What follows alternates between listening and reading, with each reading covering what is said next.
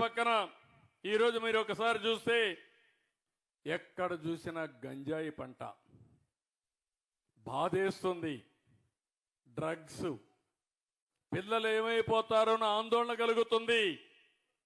ఎప్పుడైతే డ్రగ్స్ తీసుకున్న వ్యక్తి, గంజాయి తీసుకున్న వ్యక్తికి భార్య తల్లికి వ్యత్యాసం తెలియదు.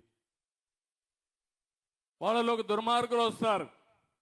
అలాంటిది రాష్ట్రంలో గంజాయి రాజధానిగా విశాఖపట్నాన్ని చేసి ఎక్కడ చూసినా పంట పండించే పరిస్థితికి వచ్చారు.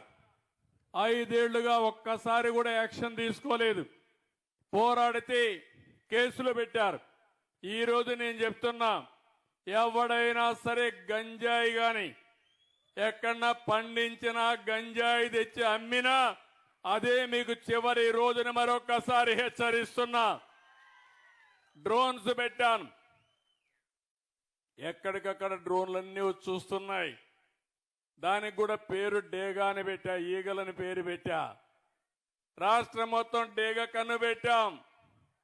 ఎవరైనా సరే గంజాయి పండించినా, గంజాయి అమ్మినా, మత్తు పదార్థాలు అమ్మినా కబద్దార్ జాగ్రత్తగా ఉండమని మరొక్కసారి ఆంజనేయ స్వామి సాక్షిగా హెచ్చరిస్తున్నా. ఎందుకంటే సమాజ హితం కోసం పనిచేస్తున్నా. దానికి ఒక కమిటీ వేశాం, ఈగలనే ఫోర్స్ కూడా పెట్టాం. దీన్ని లాజికల్ గా తీసుకెళ్తామని చెప్పి కూడా నేను మీకు తెలియజేస్తున్నా.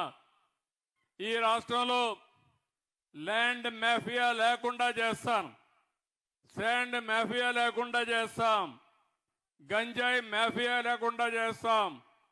కడాన పేదవాళ్ళకి ఇచ్చే రైసు కూడా, పేదవాళ్ళకి 2 రూపాయలకి ఉచితంగా బియ్యం ఇస్తే ఆ బియ్యాన్ని కూడా రీసైక్లింగ్ చేస్తున్నారు దొంగలు.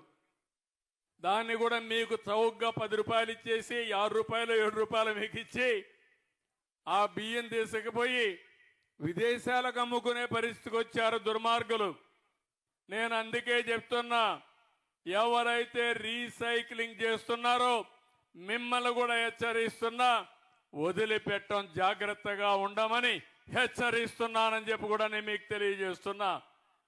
పేదవాళ్ళు కొంతమంది ఆ బియ్యం తినే అలవాటు లేదు కాబట్టి పోతే పోయిందని మీరు అనుకుంటున్నారు, కానీ కొంతమంది దుర్మార్గులు తయారవుతున్నారు.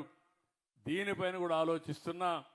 ఏ విధంగా చేస్తే ఈ సమస్య పరిష్కారం అవుతుందో, పేదవాళ్లకు న్యాయం జరుగుతుందో దానికి కూడా ప్రయత్నం చేస్తాం.